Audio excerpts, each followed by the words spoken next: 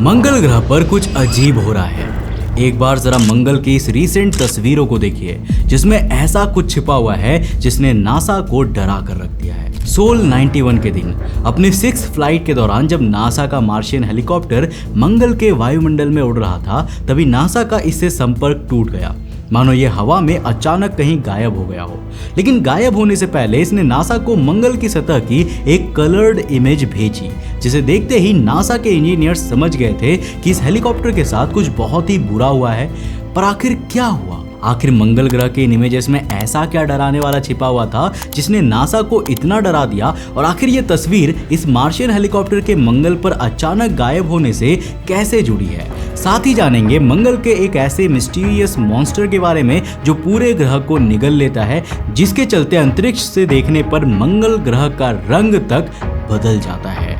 तो hello guys, मैं हूं कौशिक और चलिए शुरू करते हैं एक और नए एपिसोड को।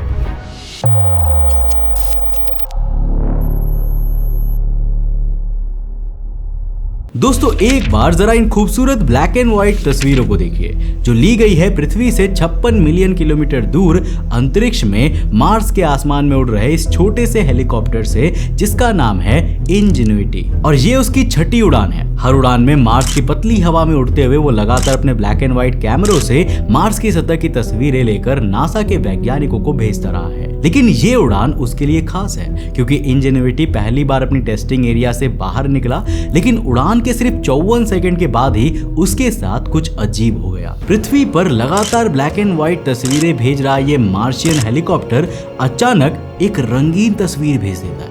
ये नासा के लिए काफी शॉकिंग थी, क्योंकि इस तरह की रंगीन तस्वीरें कैप्चर करने के लिए इंजेन्युइटी के सिस्टम को डिजाइन ही नहीं किया गया था। इस पॉइंट तक नासा समझ गई थी कि हेलीकॉप्टर के साथ कुछ बड़ी समस्या हुई है। और कुछ ही समय बाद ये कंफर्म भी हो गया, जब मार्स के आसमान में उड़ रहा इंजेन्युइटी अचानक से गायब हो गया। पर आखिर कहां? ना कोई कम्युनिकेशन, ना कोई सिग्नल। नासा का 600 करोड़ का यह हेलीकॉप्टर मार्स के वातावरण में जैसे खो गया हो। अब आखिरकार इंजीनियर्स की कोशिशों के बाद उन्हें इंजेन्युइटी का सिग्नल मिला, जो अब मार्स के सरफेस पर गिरा हुआ था। लेकिन ऐसा हुआ क्यों? देखो, मार्स पर हेलीकॉप्टर उड़ाना आसान नहीं होता। पृथ्वी से मार्स की दूरी करीब 56 मिलियन किलोमीटर है। इसका मतलब एक सिग्नल को मार्स तक जाने और वापस आने में कम से कम 6 मिनट का डिले होता ही है। इसी वजह से इंजेन्युइटी को पृथ्वी से रियल टाइम में कंट्रोल करना इम्पॉसिबल था। उसे खुद ही ऑटोनोमसली उड़ना था, जिसके लिए इंजीनियर्स फ्लाइट का रूट पहले से ही प्रोग्राम करते थे और फिर इसके कंप्यूटर और एआई उस रूट के हिसाब से खुद ही उड़ान भरते थे और तस्वीरें कैप्चर करते थे। लेकिन यहाँ पर एक ट्विस्ट है। पृथ्वी पर ऑटोनोमस कार या प्लेन जीपीएस का इस्तेमाल करते हैं, लेकिन जीपीएस के लिए पृथ्वी के ऑर्बिट में कम से कम 24 सैटेलाइट्स की जरूरत होती है। मार्स के चारों तरफ सिर्फ 7 सैटेलाइट्स ही हैं, इसीलिए ये सिस्टम वहां पर काम नहीं कर सकता था। यानी हमें यहाँ पर कुछ और चाहिए था। अब नासा ने ना इसका एक यूनिक सोल्यूशन निकाला, जो टेस्ला की सेल्फ ड्राइविंग कार से मिलता जुलता है। तो समझो, जिस तरह टेस्ला की कार लगातार अपने चारों तरफ तस्वीरें और वीडियो कैप्चर करके सड़कों और लेंस को पहचान कर ड्राइव करती है ना, उसी तरह नासा ने इंजेन्युइटी के नीचे 2 खास कैमरा लगाए थे और इसके सिस्टम को इस तरह से प्रोग्राम किया गया कि ये उड़ान के दौरान दोनों कैमरा से मंगल ग्रह की हर सेकंड 30 ब्लैक एंड व्हाइट तस्वीरें खींचेगा, वो भी लगातार। जिन तस्वीरों को नासा के इंजीनियर द्वारा ऑलरेडी इसके सिस्टम में भेजे गए प्लान किए गए रूट और मार्स ऑर्बिटर द्वारा ली गई सतह की तस्वीरों से रियल टाइम में मैच किया जाता है, जिस प्रोसेस में सतह पर चट्टानें, ड्यून्स, शेडोज और अलग पैटर्न्स को एनालाइज करके ये पता लगाया जाता है कि इंजेन्युइटी मार्स के किस हिस्से में है। ये पूरा auto pilot system black and white तस्वीरों के लिए ही डिजाइन किया गया था। एक कलर कैमरा इमरजेंसी के लिए लगाया गया था, जिसका इस्तेमाल बहुत ही कम होना था। लेकिन छठी उड़ान के दौरान जब हेलीकॉप्टर ब्लैक एंड व्हाइट तस्वीरें कैप्चर कर रहा था, अचानक एक रंगीन तस्वीर रिकॉर्ड हो गई। इससे ब्लैक एंड व्हाइट तस्वीरों पर ट्रेंड इंजेन्युइटी का एआई कंफ्यूज हो गया। उसके सॉफ्टवेयर ने समझा नहीं कि ये रंगीन तस्वीरें कहां से आ गई, और इस कंफ्यूजन में उसने एक ब्लैक एंड व्हाइट तस्वीर को ड्रॉप कर दिया। इस वजह से हर अगली तस्वीर एक फ्रेम पीछे हो गई थी। यानी अब इंजेन्युइटी के कैमरे उसको पुरानी और आउटडेटेड इंफॉर्मेशन देने लगे। इसका नतीजा हुआ कि जब इंजेन्युइटी सही स्पॉट पर होता, तब भी उसका कंप्यूटर समझता कि वो पीछे है और उसे आगे बढ़ने का कमांड देता। हेलीकॉप्टर जरूरत से ज्यादा आगे बढ़ जाता, फिर दोबारा सही जगह पहचान कर कंप्यूटर उसको पीछे भेज देता। ये एक सेल्फ रिपीटिंग फीडबैक लूप बन गया था, जो हर सेकेंड हेलीकॉप्टर को मार्स के पतले वातावरण में अनस्टेबल कर रहा था। लेकिन इस मुश्किल वक्त में इंजेन्युइटी के इंटरनल सेफ्टी सिस्टम ने खुद ही खतरे को पहचाना और क्रैश होने से पहले ही हेलीकॉप्टर ने इमरजेंसी लैंडिंग कर ली। इस दौरान नासा के सर्वे से भी इसका सिग्नल कुछ देर के लिए गायब हो गया, क्योंकि इस वक्त पूरा कंट्रोल नासा के पास नहीं बल्कि हेलीकॉप्टर के अपने ऑटोनोमस सिस्टम के पास था। अब कुछ समय बाद नासा को आखिरकार इंजेन्युइटी का सिग्नल मिला, तब उन्होंने तुरंत डेटा को एनालाइज किया। ये कंफ्यूजन जो इस कलर्ड इमेज की वजह से बनी थी, उस सॉफ्टवेयर एरर को पृथ्वी से मार्स तक एक सॉफ्टवेयर अपडेट भेजकर फिक्स कर दिया गया। लेकिन नासा के किसी वैज्ञानिक को अंदाजा नहीं था कि ऐसी ही एक सिचुएशन मार्स के इस हेलीकॉप्टर के असली अंत की वजह बनेगी, क्योंकि आगे मार्स पर उसका इंतजार कुछ ऐसा ही चीज कर रहा था जिसे वैज्ञानिक मार्स का मॉन्स्टर कहते हैं।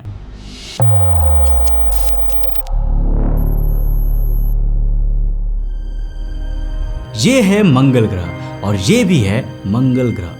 दोनों पिक्चर्स में कुछ अंतर दिखा। एक में तुम मार्स की सतह क्लियरली देख सकते हो, जबकि दूसरे में पूरा प्लैनेट एक अजीब धूल की लेयर में ढका हुआ है, जिसमें कुछ भी देख पाना मुमकिन नहीं है। टेक्निकली ये मार्स के डस्ट स्टॉर्म्स है जो मोस्टली मार्सियन विंटर्स में ज्यादा पैदा होते हैं। ये इतने विशालकाय और भयानक होते हैं कि कई बार पूरे ग्रह को अपनी लपेटे में ले लेते हैं। ये स्टॉर्म्स ऑलरेडी सूरज से दूर जा चुके मार्स पर सनलाइट को ब्लॉक कर देते हैं, जिससे सरफेस का टेम्परेचर -85 डिग्री सेल्सियस से लेकर -125 डिग्री सेल्सियस तक गिर जाता है। अंटार्कटिका के रिकॉर्डेड -89 डिग्री सेल्सियस से भी ज्यादा ठंडा। ये धूल के तूफान हफ्तों तक चलते हैं और मार्स की सूखी बारीक रेत को हवा में उड़ाकर मशीन्स के अंदर घुसा देते हैं। इंजीनियर्स इन्हें मार्स का सबसे बड़ा मॉन्स्टर कहते हैं और यही हुआ सोल 312 पर। जब इंजेन्युइटी हेलीकॉप्टर अपनी 19th उड़ान की तैयारी कर रहा था, उसी वक्त इंजीनियर्स को एक अर्जेंट कॉल मिला। जजीरो क्रेटर के पास एक बड़ा डस्ट स्टॉर्म बन चुका था जो सीधा इंजेन्युइटी की तरफ बढ़ रहा है। मिशन कंट्रोल ने तुरंत 19th फ्लाइट को रोक दिया। वो स्टॉर्म पूरे 6 दिन तक चला, जिसमें हवाओं की रफ्तार करीब 20 मीटर पर सेकंड की थी। क्या इंजेन्युइटी इस मार्स मॉन्स्टर को सरवाइव कर पाया? ये सवाल नासा के इंजीनियर्स के जहन में लगातार चल रहा था। स्टॉर्म खत्म होने के बाद टीम ने नर्वस होकर इंजेन्युइटी को सिग्नल भेजा, लेकिन डर सच साबित हुआ और कोई जवाब नहीं आया। दोबारा सिग्नल भेजा गया, फिर भी खामोशी थी। ये कोई मामूली ग्लिच नहीं था। इस बार हेलीकॉप्टर के साथ कुछ बहुत बुरा हुआ था। बस सवाल ये था कि कितना बुरा। क्या ये अभी भी जिंदा था या मार्स के मॉन्स्टर ने इसका अंत कर दिया? इंजीनियर्स ने तुरंत ही सिस्टम को रिवर्स एनालाइज करना शुरू किया। क्या ये सिर्फ कम्युनिकेशन फेलियर है या फिर पावर सिस्टम क्रैश हो गया है या कुछ परमानेंट शटडाउन है? मार्स की रातें लंबी और बेरहम होती है। इंजेन्युइटी के हर इंटरनल कंपोनेंट को एक वार्म बॉक्स में रखा गया था, जिसमें छोटे रेजिस्टिव हीटर्स उसे रात भर गर्म रखते थे। लेकिन विंटर और डस्ट स्टॉर्म के कॉम्बिनेशन से सनलाइट इतनी कम हो गई थी कि हेलीकॉप्टर के सोलर पैनल्स इलेक्ट्रिसिटी जनरेट करना बंद करने लगी थी। हीटर्स ऑलमोस्ट बंद हो चुके थे, जिससे वो एक डीप स्लीप मोड में चला गया। लेकिन एक आखिरी उम्मीद अब भी बाकी थी। इंजेन्युइटी के अंदर एक छोटा सा अलार्म क्लॉक लगा हुआ था जो हर सुबह उसे जगाता था। अगर उस समय कोई सिग्नल आता तो इंजेन्युइटी रिस्पॉन्ड करता, वरना 15 मिनट बाद वापस स्लीप मोड में चला जाता। नासा की हाइपोथेसिस ये थी कि बैटरी शायद पूरी ड्रेन हो गई होगी और सनलाइट आने पर बैटरी थोड़ी रिचार्ज हो जाए। लेकिन नासा ने यहाँ एक गलती कर दी थी। उन्हें ये याद नहीं रहा कि इंजेन्युइटी का सिस्टम इस तरह डिजाइन था कि अगर बैटरी पूरी तरह ड्रेन हो जाए तो रिचार्ज होने पर हेलीकॉप्टर का इंटरनल क्लॉक ऑटोमेटिकली रीसेट हो जाएगा। नासा अब तक उसे सुबह 9 बजे मार्स टाइम पर सिग्नल भेज रहा था, पर इंजेन्युइटी उस समय जाग ही नहीं रहा था। जब इंजीनियर्स को यह बात रियलाइज हुआ, उन्होंने कैलकुलेशंस दोबारा किए। अब नए कैलकुलेशन ने एक नया कम्युनिकेशन विंडो दिया, सुबह 11:45 मार्शियन टाइम का। गलती रियलाइज होने पर नासा ने अगली सुबह 11:45 पर दोबारा सिग्नल भेजी और शॉकिंग बात यह थी कि इस बार हेलीकॉप्टर ने जवाब दिया। इंजेन्युइटी अब भी जिंदा था, पर मार्शियन मॉन्स्टर ने उसे बुरी तरह से डैमेज कर दिया था। हेलीकॉप्टर को टोटल 3 मेजर नुकसान हुए थे। पहला, सोलर पैनल्स पर धूल की मोटी लेयर जम गई थी, जिससे पावर जनरेशन की एफिशिएंसी 18% कम हो गई थी। दूसरी, वो धूल हेलीकॉप्टर के सर्वोस में घुस गई थी जो रोटर्स को चलाते थे। और तीसरी, सबसे खतरनाक क्रिटिकल सेंसर इनक्लिनोमीटर खराब हो गया था। ये इनक्लिनोमीटर हेलीकॉप्टर को बताता था कि वो मार्स के 3D स्पेस वातावरण में किस एंगल पर है, रोल, पिच और हेडिंग, जो उड़ान के लिए जरूरी होता है। अब ये सेंसर फेल हो चुका था, मतलब अगर हेलीकॉप्टर दोबारा उड़ता तो क्रैश होना ऑलमोस्ट कंफर्म था। इंजेन्युइटी मार्स मॉन्स्टर को सरवाइव कर तो गया था, पर अब वो उड़ने की हालत में नहीं था। लेकिन तभी इंजीनियर्स को कुछ याद आया, एक उम्मीद की किरण, जिससे शायद ये प्रॉब्लम सॉल्व हो सकती थी। एक ऐसी चीज जो इस वक्त शायद तुम्हारे हाथों में भी है, जिससे आप ये वीडियो देख रहे हैं।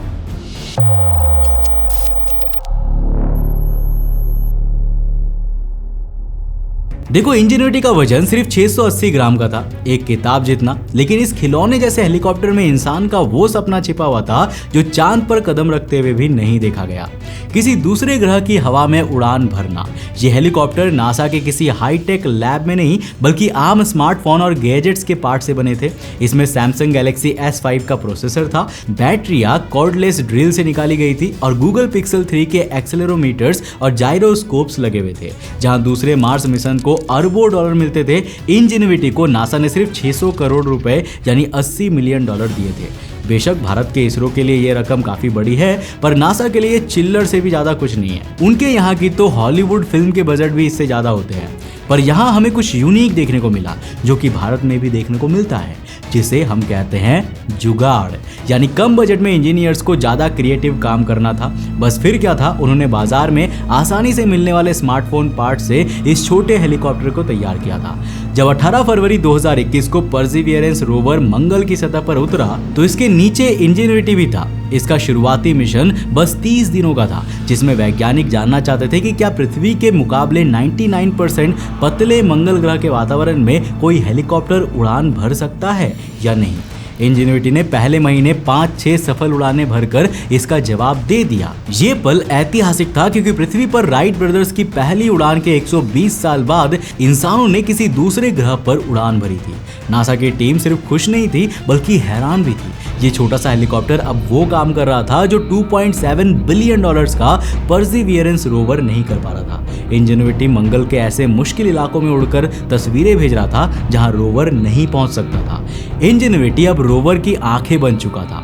लेकिन सोल 312 को मंगल ग्रह के भयानक तूफान ने जब इंजेन्युइटी को बुरी तरह से डैमेज कर दिया, तब यहाँ फिर एक बार इंजीनियर्स ने हार नहीं मानी। तो जैसा कि मैंने आपको बताया, ये मशाल हेलीकॉप्टर स्मार्टफोन डिवाइसेस के नॉर्मल पार्ट्स को जोड़कर बनाया गया था, और इन्हीं में से 2 ऐसे पार्ट्स थे जो काफी कॉमन है और आजकल हर स्मार्टफोन में होते हैं, जैसे माइक्रो इलेक्ट्रोमैकेनिकल सिस्टम, एक्सेलेरोमीटर्स और जाइरोस्कोप्स। यही वो चीजें हैं जिसके कारण हमारे फोन में स्क्रीन रोटेशन, स्टेप काउंट और फोन उठाते ही लाइट के ऑन होने जैसे फंक्शन रन करने की कैपेबिलिटी होती है। एंड हमारे फोन्स के ये टाइनी सेंसर्स न्यूटन और हुक्स के लॉ पर चलते हैं, जहां एक छोटे सस्पेंडेड मास को फ्लेक्सिबल आर्म से पकड़कर रखा जाता है, जो झटके या गति के अनुसार हिलता है। उसके मूवमेंट से कैपेसिटेंस चेंज होती है और वहीं से एक्सेलरेशन का पता चलता है, जिसके बाद नासा की टीम ने इंजेन्युइटी में लगे स्मार्टफोन के इन एक्सेलेरोमीटर्स और जाइरोस्कोप्स को इस्तेमाल करने का प्लान बनाया। यानी इंक्लाइनोमीटर को बाईपास करो और phone grade IMU inertial measurement unit से ओरिएंटेशन निकालो।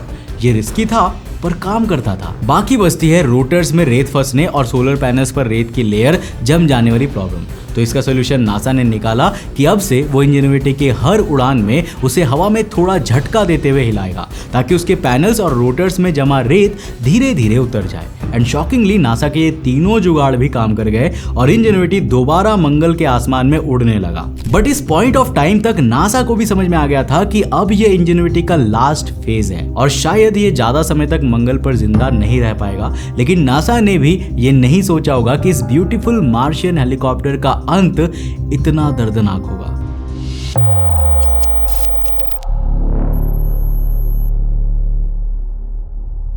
इंजेन्युइटी का भयानक अंत होता है उसकी इस इमेज से, क्योंकि अचानक रहस्यमयी तरीके से उड़ान भरने की सारी कमांड्स को डिनाई करने के बाद और कम्युनिकेशन पूरी तरह खो देने पर जब परसिवियरेंस रोवर को इसके पास जांच के लिए भेजा गया, तब उसने मंगल की सतह पर पड़े इंजेन्युइटी की इस डरावनी तस्वीर को खींचा।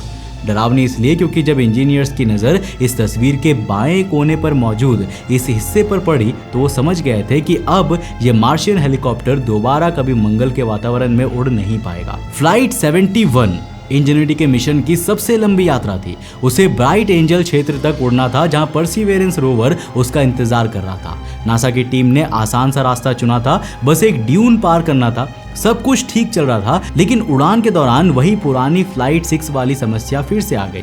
मंगल की सतह पर पर्याप्त लैंडमार्क्स नहीं थे, जिससे इंजेन्युइटी के नेविगेशन कैमराज ने अपनी दिशा की समझ खो दी। जैसे ही इंजेन्युइटी ने यह समस्या डिटेक्ट की, उसके एआई ने पहले ही तुरंत इमरजेंसी लैंडिंग मोड एक्टिवेट कर दिया, बिना ये देखे कि वो किस जगह पर उतर रहा है। इंजेन्युइटी तेजी से मंगल की सतह से टकराया, लेकिन किस्मत से कोई भी बड़ा नुकसान नहीं हुआ। पर अब नासा ने खुद अपने मिशन के ताबूत में आखिरी कील ठोकने का काम किया, एक लास्ट डिसीजन से।